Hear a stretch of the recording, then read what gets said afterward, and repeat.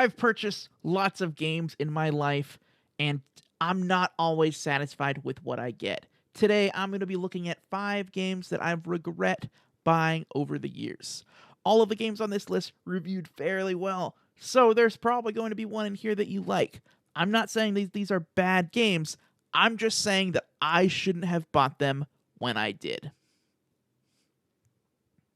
My name is James, and I started this channel because I love playing and talking about video games. If that sounds like you, please consider hitting the like button on this video, the subscribe button on my channel, and joining me down in the comments where you can share your gaming regrets with me too. Let's get started. First up is Far Cry Primal. Ironically, this is one of the very first 2 games that I bought with my very first Xbox. I was in college, I was a huge Skyrim fan, and I'd never heard of Far Cry. So I went to my roommate, who was a lot more aware of games and stuff, and I asked him if he knew anything about Far Cry, and he said the Far Cry series was like Skyrim with guns. So, Far Cry Primal was like Skyrim with guns without guns. I bought and started playing Far Cry Primal under the expectation that it was going to be just like playing Skyrim. And I was hugely disappointed. Anybody who's played Far Cry Primal knows that's not what it is at all. Next up is For Honor, another game from Ubisoft, another one recommended to me by my college roommates.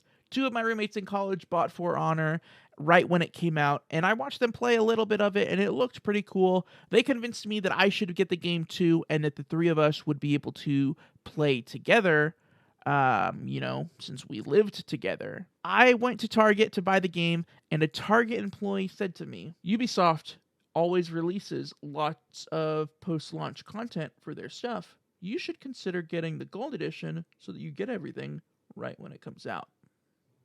And I did. So I bought the Gold Edition. And pretty much immediately, my roommates moved on to another multiplayer game and never played For Honor again. On top of that, I was really bad at the game, and I didn't find it fun to play solo. So this one is a regret for me as well. Next up is Sackboy, A Big Adventure.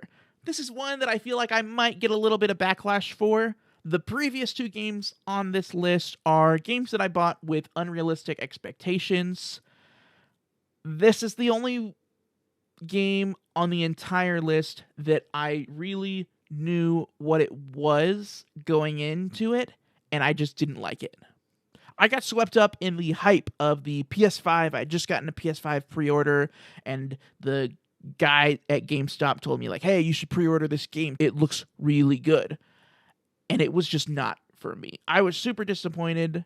A lot of people really loved this game, and it really resonated with them.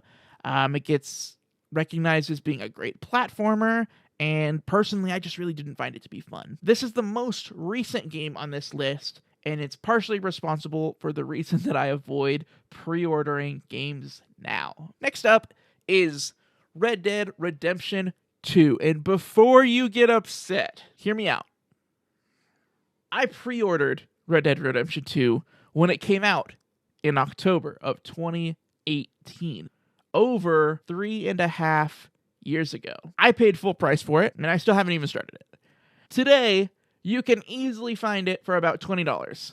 It's been in and out of Game Pass a couple times, and it's also going to be a part of the PS Plus Extra tier when that comes out. I regret buying it because it was simply a waste of money to buy a game and not play it.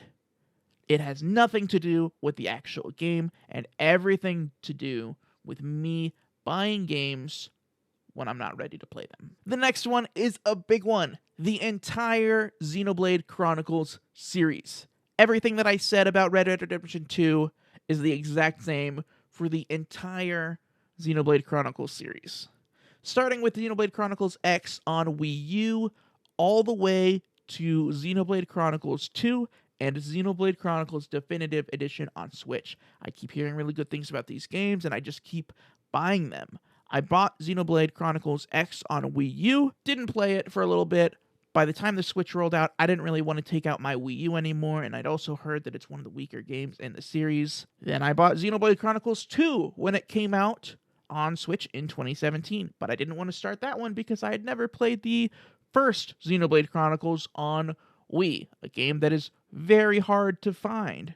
Then in 2020, I bought the Xenoblade Chronicles Definitive Edition when it released on Switch, and I really just never got around to playing it. And I've been sitting on all these games for over 2 years now, and that's why this entire series is on the list. Thank you so much for watching. In the comment section, let me know what games you've regret buying over the years, and don't forget to check out my Let's Plays that go up every Monday and Wednesday. As always, the best way to keep in contact with me is on Twitter at James_Solar. Thanks, guys.